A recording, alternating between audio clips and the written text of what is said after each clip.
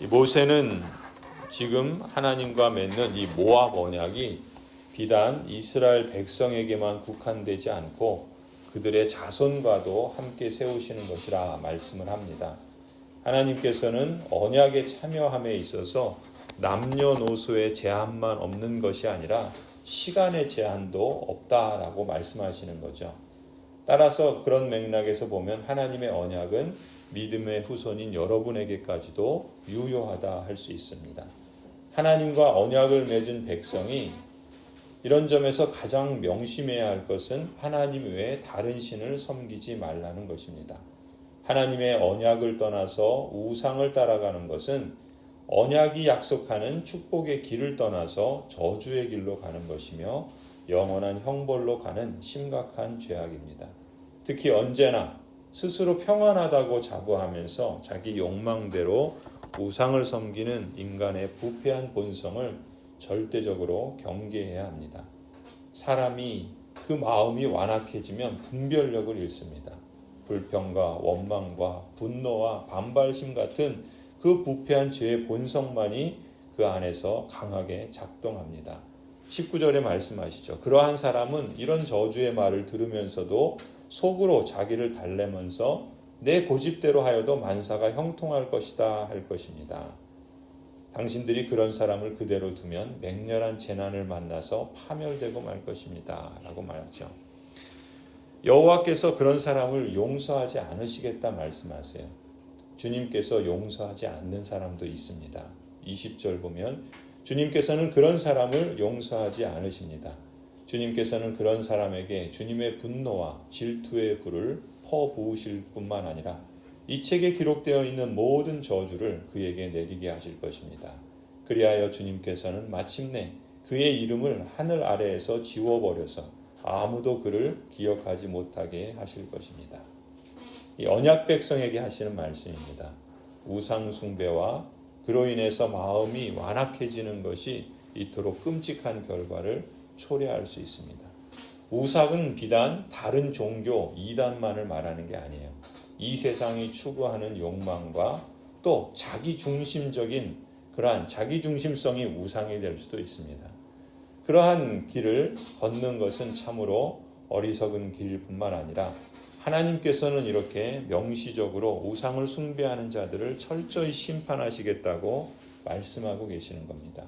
22절, 23절에서 그 하나님의 심판의 황폐한 흔적을 이방인들이 보고 후손들도 분명히 볼 수 있을 정도라고까지 말씀하십니다. 22절에 당신들의 뒤를 이어 태어나는 자손과 먼 나라에서 온 외국 사람들이 주님께서 이 땅에 내리신 재앙과 질병을 보고 또 온 땅이 유황불에 타며 소금이 되어 아무것도 뿌리지 못하고 나지도 않으며 아무 풀도 자라지 않아서 주님께서 맹렬한 분노로 멸망시키신 소돔과 고모라와 아드마와 스보임과 같이 된 것을 보면서 물을 것입니다. 그리고 그 심판을 언약 백성들과 그 후손들에게 교훈의 거울로 삼으시겠다라고 말씀하시죠. 24절입니다. 모든 민족이 묻기를 어찌하여 주님께서는 이 땅에서 이런 참혹한 일을 하셨을까? 이토록 심한 분노를 일으키신 것은 무엇 때문일까 할 것입니다. 그러면 사람들이 대답할 것입니다. 그들은 주님께서 이집트 땅에서 그들의 조상을 인도하여 내실 때 주 조상의 하나님과 세운 언약을 버리고 그들도 알지도 못하고 주님께서 허락하시지도 아니한 신들을 따라가서 섬기고 절하였다. 그래서 주님께서 이 땅을 보고 진노하셔서 이 책에 기록된 모든 저주를 내리신 것이다. 주님께서 크게 분노하시고 진노하시고 격분하셔서 오늘과 같이 그들을 이 땅에서 송두리째 뽑아다가 다른 나라로 보내버리신 것이다. 이 말씀이 굉장히 놀랍고 주목할 필요가 있는 이유는 이 모든 말씀이 이방인을 향하여 하신 말씀이 아니라는 거죠. 지금 하나님의 부르신 언약 백성들에게 하시는 말씀이라는 사실이에요. 달리 말하면 하나님께서 구별하여 부르신 언약 백성들에게 하나님께서는 한없는 무한한 축복을 부어주시는 하나님이신데 반면에 그 세우신 언약을 버리고 다른 신들을 따라가면 축복의 땅에서라도 뽑아내시겠다는 겁니다. 저주의 길로 내던지시겠다고 하실 정도로 진노와 격분과 크게 통한해 하신다는 것도 사실이라는 점이죠. 이 말씀은 14절에서 언급한 것처럼 비단 당시 그 자리에 함께 서 있는 언약 백성인 이스라엘에게만 해당되는 것이 아닙니다. 당시 그 자리에 함께 있지 아니한 자손들, 오고 오는 모든 언약 백성들, 곧 오늘 우리에게까지도 해당하는 말씀이라는 점이죠. 하나님께서는 이스라엘 전체와 언약을 맺으셨기에 그들의 후손에 이르기까지 약속을 철저히 지키실 것입니다. 29절에 말씀합니다. 이 세상에는 주 우리의 하나님이 숨기시기 때문에 알 수 없는 일도 많습니다. 그것은 주님의 것입니다. 그러나 하나님은 그의 뜻이 담긴 율법을 밝히 나타내 주셨으니 이것은 우리의 것입니다. 우리와 우리의 자손은 길이길이 이 율법의 모든 말씀에 순종해야 합니다. 하나님께서 행하시는 일들을 인생이 다 알 수 없다는 거예요. 하나님께서 숨기신 것을 굳이 우리가 추측하거나 미루어 짐작하거나 또 어떤 계시를 받았다는 그런 표현을 써가면서 말하는 것은 참으로 참담한 일입니다.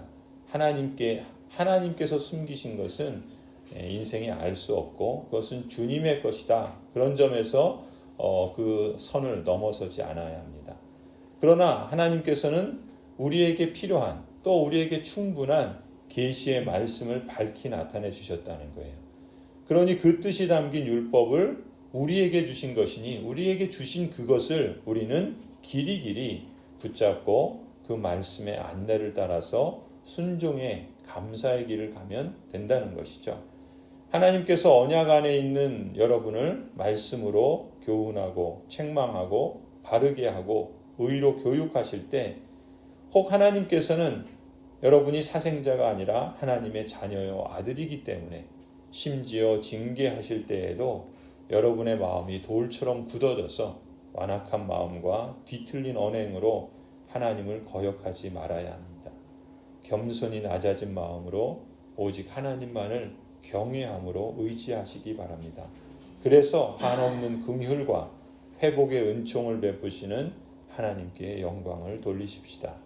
성도 여러분, 오늘도 한 걸음 한 걸음 순종의 발걸음으로 여호와 하나님 앞에서 감사로 응답하는 귀하고 복된 축복의 삶이 되기를 간절히 축원합니다.